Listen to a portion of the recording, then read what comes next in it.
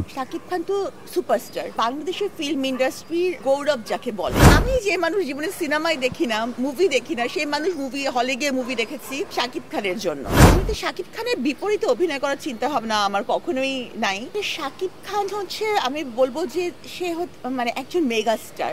শাকিব খান তো সুপারস্টার, বাংলাদেশের ফিল্ম ইন্ডাস্ট্রির গৌরব যাকে বলে। কারণ প্রচুর মানুষ হলমুখী হয়েছে যে আমি যে মানুষ জীবনে সিনেমায় দেখি না, মুভি দেখি না, সেই মানুষ মুভি হলে গিয়ে মুভি দেখেছি শাকিব খানের জন্য। হ্যাঁ, কারণ হচ্ছে যে আমার মনে হয় উনি চরিত্র অনুসারে নিজের গেট আপ, অ্যাটিটিউড, তারপর হচ্ছে অ্যাটায়ার সবকিছু চেঞ্জ করতে পারেন। তুফানের লুকটা পুরো অসম, মানে আমার তুফানের লুকটাই সবচেয়ে পছন্দ হয়েছে, একদম অন্যরকম, যেটা সচরাচর আমরা বাংলা মুভিতে দেখি না, বাংলাদেশি মুভিতে দেখি না। সেই লুকটাই উনি নিয়ে এসেছেন এবং এই জন্য আমি মনে করি যে ওইটাই সবচেয়ে বেস্ট লুক। এবং উনি ওই ক্যারেক্টারের পিছনে ইফোর্ট দেন, যেটা হচ্ছে গিয়ে একজন অভিনেতার অ্যাকচুয়ালি করা উচিত। যেমন আমি প্রিয়তমাকে ওনাকে দেখেছি একরকম উনি, আবার ঠিক চরিত্রের খাতিরে তুফানে উনি একদম সম্পূর্ণ ভিন্ন রকম।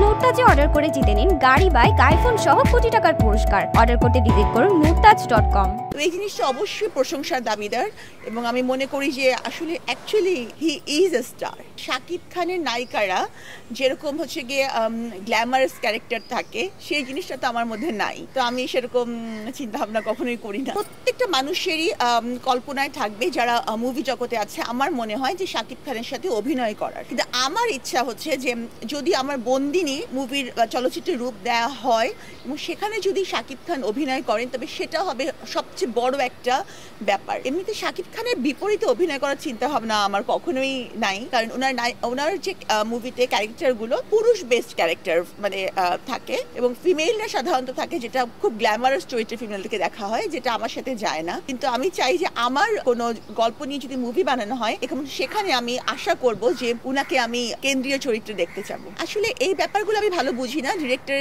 ঠিক করবে। এটা হচ্ছে যে যদি নায়িকার গ্ল্যামারাস লুক থাকে, ওরকম গ্ল্যামারাস কেউ, অথবা যদি ওরকম থাকে যে ক্যারেক্টার আর্টিস্ট।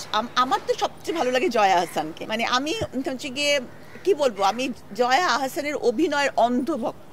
মানে আমার মনে হয় যে উনি অভিনয় করছেন না, মনে হচ্ছে উনি আমার জীবনটাকে উনি দেখাচ্ছেন। আসলে মানুষ তো কত কিছুই কল্পনা করে।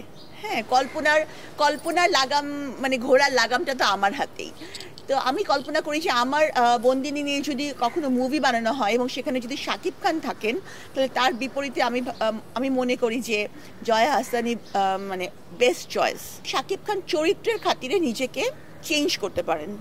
আসলে যাকে আমরা যেভাবে দেখি, হ্যাঁ, তার ব্যক্তি জীবন নিয়ে আমার কোনো মাথা ব্যথা নাই।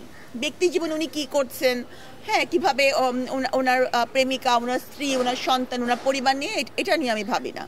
উনি আমাদের মুভির জন্য কতটুকু দিচ্ছেন এবং আমাদের চলচ্চিত্রকে ওনার কতটুকু উনি দিয়েছেন, কতটুকু দিয়ে বাড়াচ্ছে, এটাই হচ্ছে সবচেয়ে বড় কথা। ওনার ব্যক্তি জীবনটা ওনারই থাক এবং এটা ওনার পরিবারের চিন্তার বিষয়, আমার না।